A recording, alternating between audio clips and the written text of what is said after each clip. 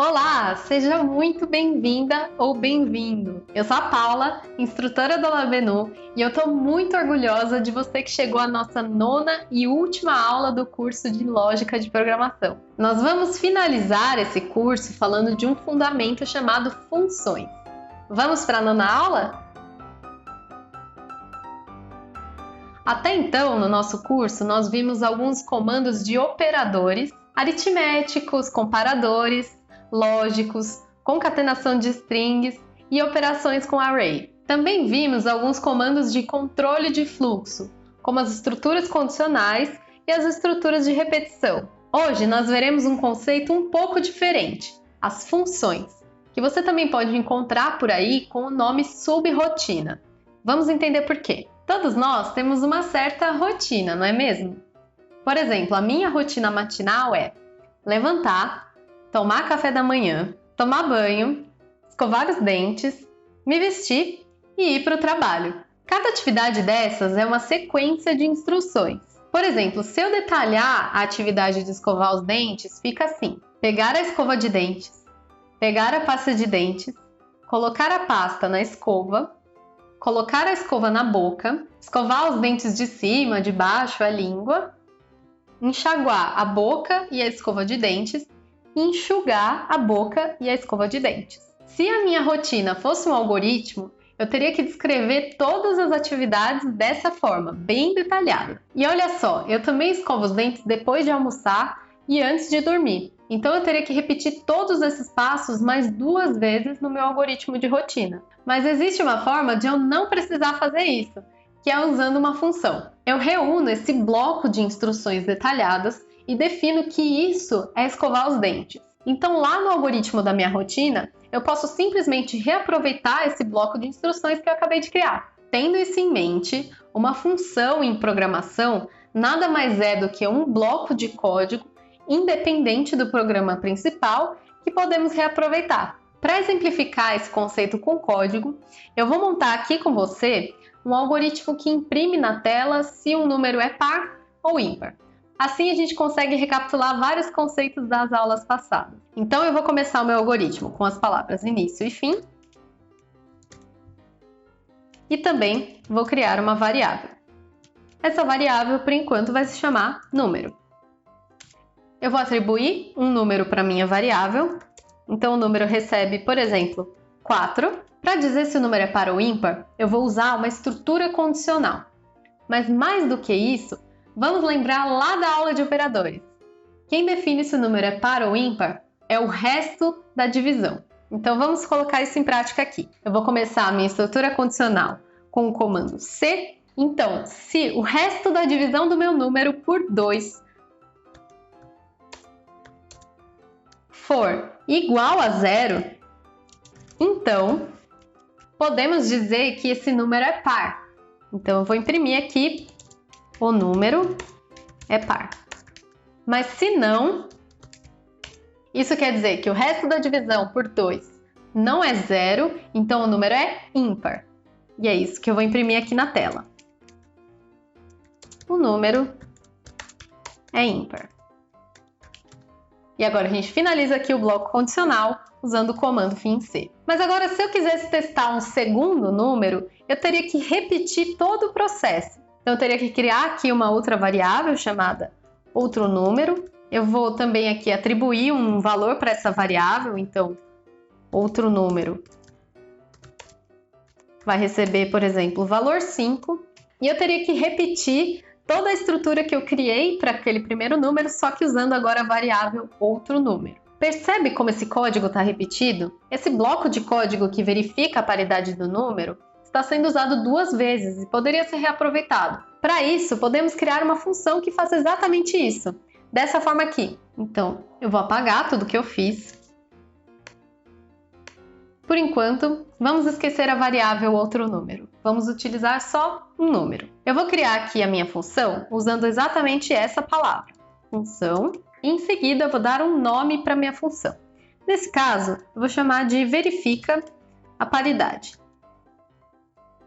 Eu preciso fechar o bloco da minha função usando o comando FIM função. Aqui dentro, eu vou atribuir um valor para minha variável número. Nesse caso, eu vou atribuir o 4 por enquanto, tá? E agora vamos fazer a mesma coisa.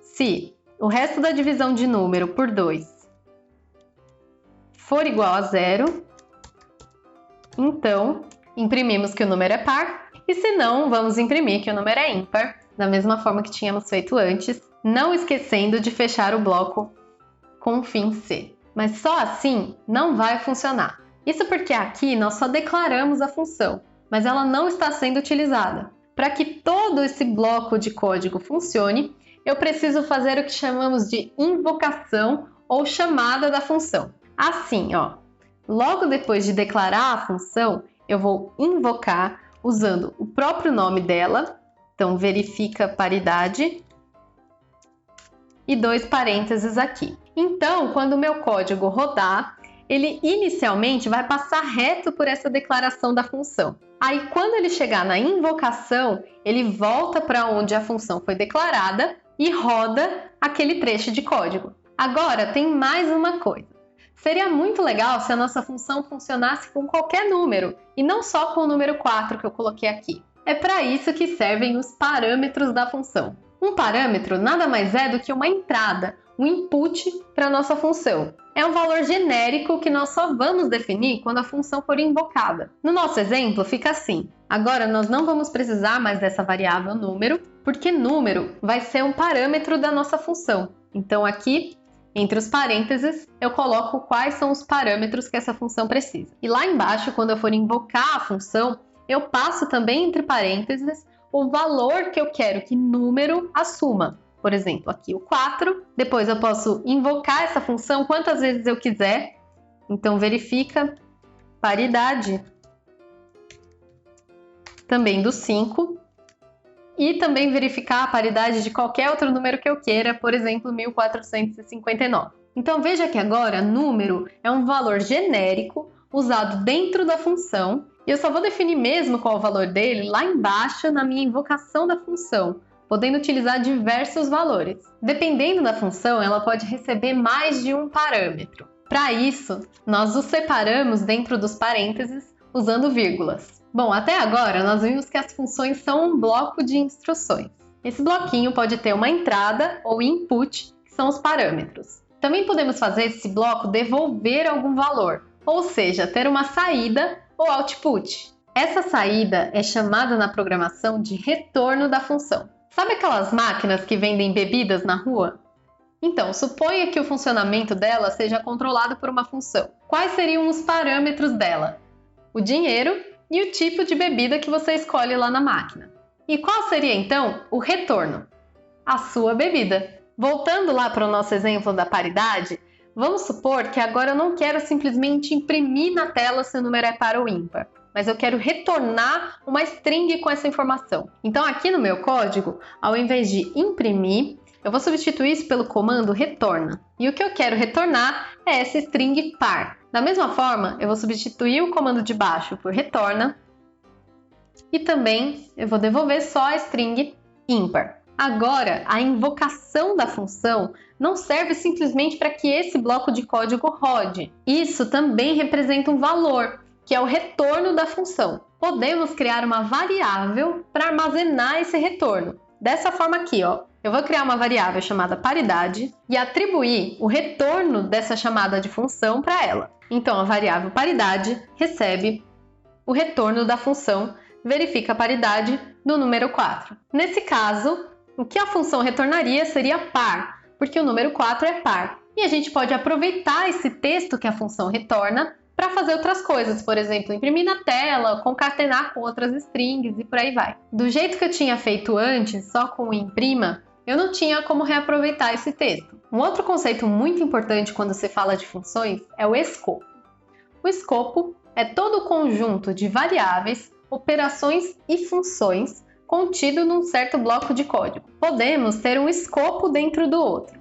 No nosso caso aqui, a gente tem o escopo global, que é o que envolve todo o código. Também temos um outro escopo no bloco criado por essa função aqui. E também o escopo criado por essa estrutura condicional. Se tivéssemos uma estrutura de repetição, ela também teria o próprio escopo. O escopo mais externo é chamado de escopo pai e o escopo mais interno é chamado de escopo filho. Então aqui o escopo da função é filho do escopo global e o escopo da condicional é filho do escopo da função. E por que isso é importante? Porque o escopo filho tem acesso a todas as variáveis do escopo pai, mas o escopo pai não tem acesso às variáveis do escopo filho. Como assim? Por exemplo, se eu declarasse uma variável aqui dentro da função, então usando o comando variáveis, e por exemplo criando aqui uma outra variável chamada mensagem. Agora eu vou usar essa variável para atribuir essa string que eu quero retornar. Então aqui, ao invés de retornar direto a string par, eu vou guardar essa string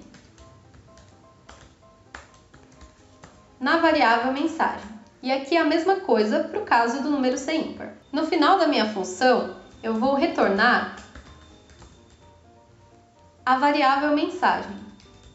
Então, o que quer que esteja guardado dentro dessa variável, seja a string par ou a string ímpar, vai ser retornada. Então, esse código vai fazer exatamente a mesma coisa que a gente estava fazendo antes.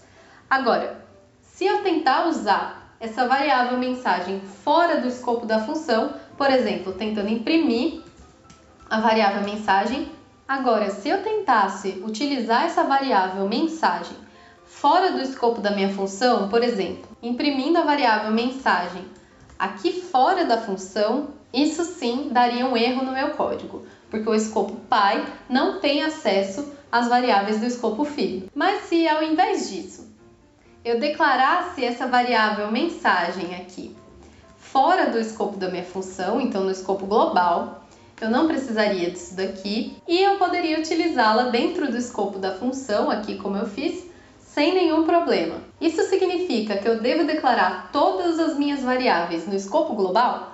Não necessariamente. Se uma variável for utilizada apenas dentro de uma função, ela pode ser declarada naquele escopo sem problemas, e assim o seu código fica até mais organizado. As regras de escopo podem variar dependendo da linguagem de programação que você está usando, tá? Mas em geral funciona dessa forma. Agora que vimos o conceito de funções, podemos falar das vantagens de utilizá-las no código. Talvez isso não seja tão óbvio quando se está começando a programar, mas conforme seus programas vão ficando maiores e mais complexos, você começa a perceber algumas vantagens.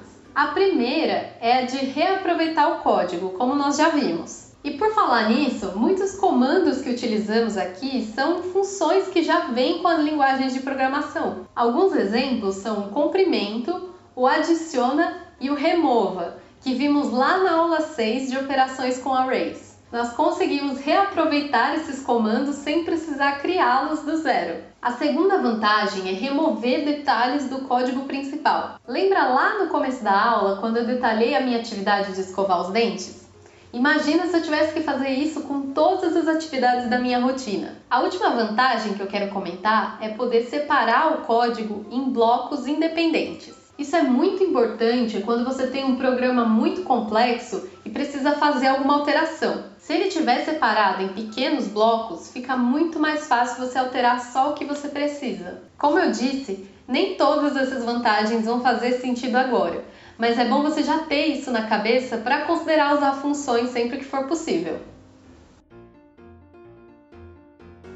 Me conta aqui nos comentários o que você achou desse curso, as coisas que você gostou, o que você acha que nós poderíamos fazer melhor. Mas eu queria dizer que o seu estudo de programação não acaba aqui, viu? Esse curso foi para te dar toda a base, todos os fundamentos da programação. Embora cada linguagem tenha as suas particularidades, todas elas vão de alguma forma passar pelos conceitos que nós vimos aqui. Então agora é hora de colocar em prática tudo o que você aprendeu, porque programar se aprende com muita prática. Se você já estava estudando, aproveita para praticar esses conceitos nos seus projetos. Compartilhe aqui nos comentários se esse curso te inspirou a dar continuidade ou começar um novo projeto. E se você pretende começar a estudar uma linguagem de programação, eu vou deixar aqui nos comentários alguns materiais extras para você mergulhar nisso. Não deixa de se inscrever aqui no canal para acompanhar todo o conteúdo que a gente está produzindo. Eles serão grandes aliados na sua jornada de se tornar uma pessoa programadora. E se você tem interesse em fazer um curso que te prepare para o mercado de programação, eu te convido a conhecer a Labenu. A gente oferece um curso de desenvolvimento de software totalmente focado em empregabilidade. E se você quiser saber mais, é só entrar em labenu.com.br. Muito obrigada por ter me acompanhado nessa jornada e até mais! Nós vamos finalizar esse curso falando... Minha voz... O que aconteceu?